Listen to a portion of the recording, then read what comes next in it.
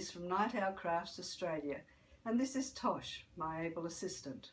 As you'll see, Tosh is wearing a knitted jumper because it's quite cold in Melbourne. Today we'll be looking at stitches in knitting, namely purl and plain stitches, and what you can do with them. For knitting, the two stitches most commonly used are plain and purl stitches. A plain stitch is always knitted through the front of the stitch. A purl stitch is knitted through the back of the stitch. We'll start with the plain stitches. So with the wool in your right hand, unless you're knitting in the continental style, we put the needle through the front of the stitch, wrap the wool around the needle and pull the wool through, dropping off the stitch that was on the left hand needle. So again, through the front of the needle, wool around and through.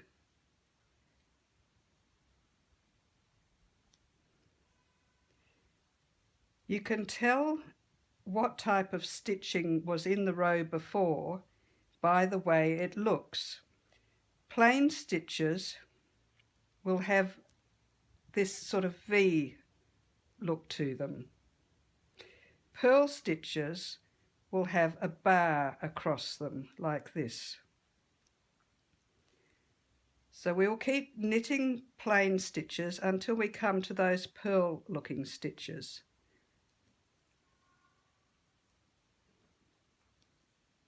So into the front of the stitch, around the needle and off to the stitch comes off the left. Now we've come to some stitches that look slightly different. They've got this bar across them. That means, or is an indicator, that we are changing to a purl stitch. For purl stitches, you'll need to have the wool in the front of the needles. So you'll need to bring it through the needles into the front. And you then approach from the back of that front stitch on the left hand needle. So from the back going forward to the front, wrapping the wool around again the needle, and this time pulling it through to the back and off the left hand side. So again, wool's at the front, we're putting the needle from the back to the front, around, pulling it through and taking it off the left hand side. From the back to the front, wool around, through and off.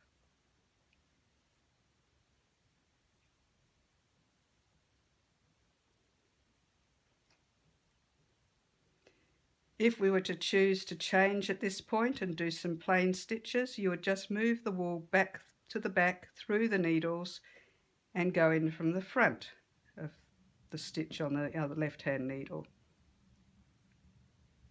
So we are now knitting plain stitches.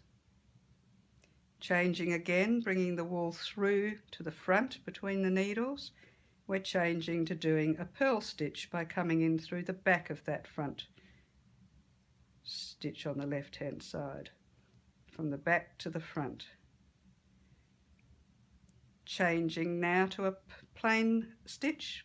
The wool goes through the needles to the back and we come through the front of that stitch and around and off. Plain and purl stitches can be used in a variety of patterns. On this sampler we have at the bottom stocking stitch. This is achieved by doing one row entirely of plain stitches and the next row entirely of purl stitches, and you go on alternating, so one row of plain, one row of purl, one row of plain, one row of purl, and this is the effect that you get.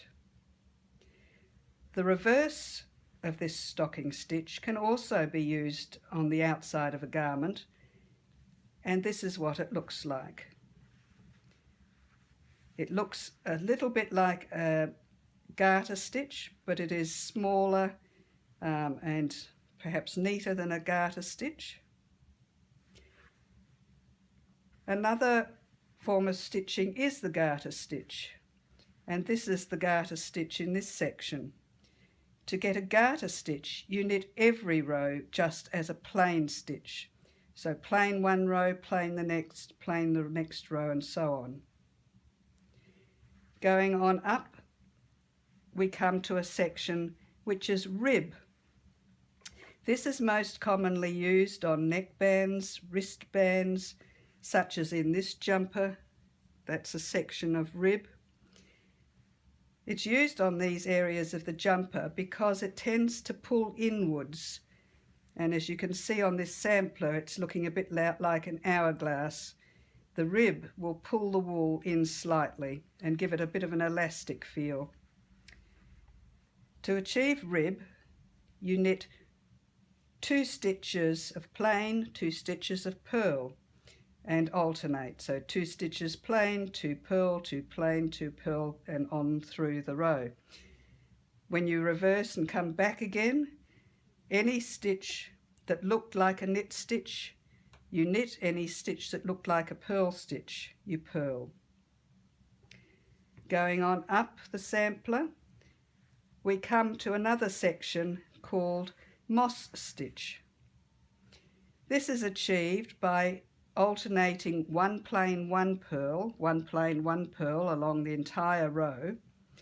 And when you're coming back, any stitch that looks like a plain stitch, instead of knitting a plain stitch, you knit a purl stitch, and so on. So purl stitches you will knit as plain, plain stitches you will knit as purl.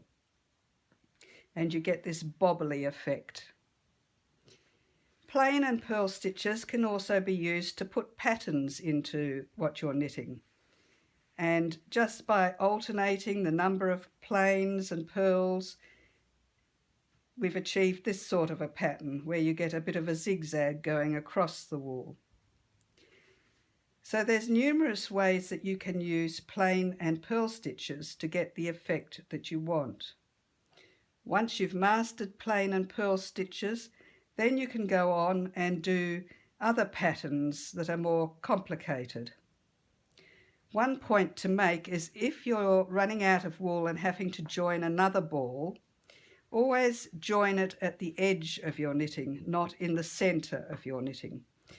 You will get a much neater and secure finish if you join your wool at the edges of the knitting. I hope you found this video on knit and purl stitches informative and useful, and I hope you give knitting a go. Tosh finds knitting an awful bore. The only thing that interests Tosh are zucchini biscuits, and you'll be able to see how to make the zucchini biscuits in one of the other videos that we've made.